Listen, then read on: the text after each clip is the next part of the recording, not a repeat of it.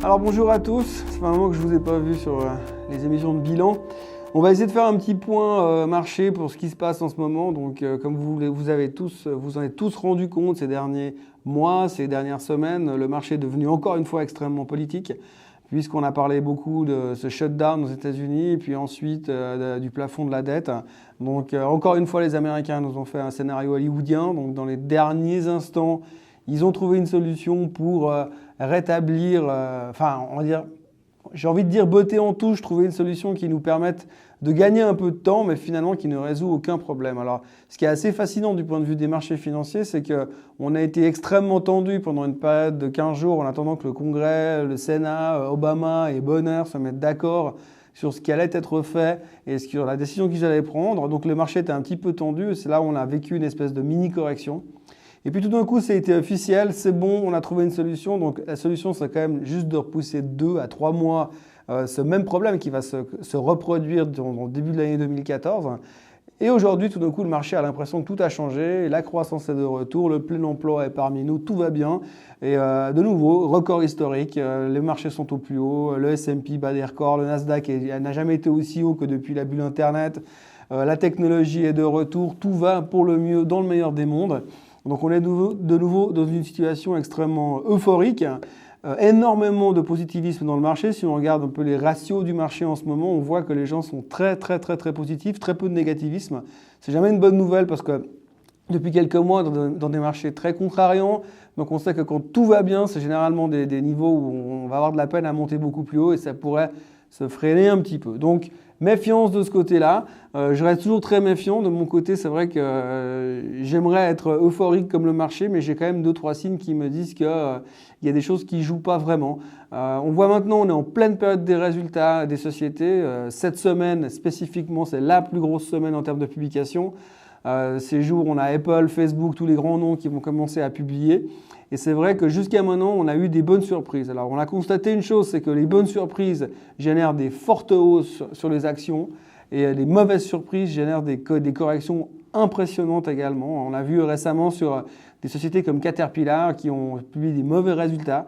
Caterpillar qui est généralement un indicateur avancé de l'économie, donc c'était pas terrible du côté de Caterpillar. Le titre a corrigé de 6 à 7% dans la séance.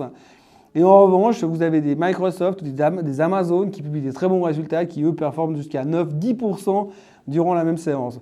Donc on est toujours un peu dans cette situation, si vous voulez, les gens savent que tout n'est pas résolu, mais on est quand même à une altitude extrêmement élevée en ce moment. Et la peur qu'on a, si vous voulez, c'est qu'à un moment donné, ça s'arrête. Maintenant, il y a toujours une chose qui est certaine, c'est que Bernanke continue et va devoir continuer à injecter de l'argent dans le marché. Le QE est toujours là. On se rend compte avec les chiffres qu'on a aujourd'hui que ce n'est pas demain que ça va cesser. Donc, ils vont continuer à injecter de l'argent. Donc, on a toujours cette espèce de garantie qui est posée sur les marchés financiers qui reste quelque chose de relativement rassurant pour les investisseurs. À côté de ça, vous avez toujours finalement les rendements obligataires qui sont très bas, donc qui intéressent peu les investisseurs. L'or et tout ce qui est commodities est devenu nettement moins populaire en ce moment, ce qui fait qu'il y a quand même une espèce de retour où les gens se disent si je dois investir de l'argent, la seule alternative que j'ai, c'est finalement les actions et c'est peut-être pour ça que pour l'instant, ça tient encore très bien. Alors on n'est pas à l'abri d'une correction, on l'a vu récemment, ça se produit régulièrement, mais les corrections sont relativement mineures parce que finalement, vous avez tous les gens qui sont en dehors du marché et qui n'ont pas assez d'actions dans leur portefeuille. Eh bien, qu'est-ce qu'ils font à la première occasion, dès que ça baisse? Ils rachètent et ils réinvestissent. Donc en fait, c'est vraiment l'opportunité à la prochaine baisse, je saute dedans et je rachète des actions.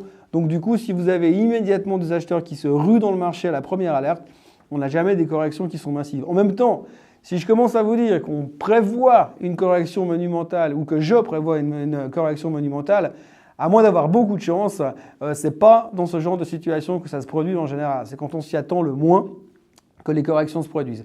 Donc aujourd'hui, on est un petit peu prudent, mais les marchés vont toujours extrêmement bien. On a digéré l'aspect politique, on est en train de se reconcentrer sur l'aspect macro ou microéconomique et on aura peut-être ce sentiment-là peut-être encore durer quelques semaines parce qu'on est tout de suite au mois de décembre et à partir du mois de décembre, on va de nouveau reparler politique.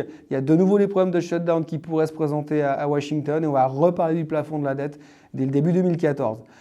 Voilà un petit peu où on en est en ce mois d'octobre. C'est toujours assez ambigu comme marché, mais en tout cas, la place où il faut être, l'endroit où il faut être, c'est les actions. Il n'y a absolument aucun souci de ce côté-là. Par contre, Une chose est sûre, ayez des actions, soyez investis, mais soyez extrêmement prudents parce qu'à la moindre alerte, le retour peut être quand même assez violent vu l'attitude où on se trouve en ce moment. Voilà, je vous souhaite une excellente journée, une excellente semaine et on se revoit très bientôt au même endroit. Bonne journée!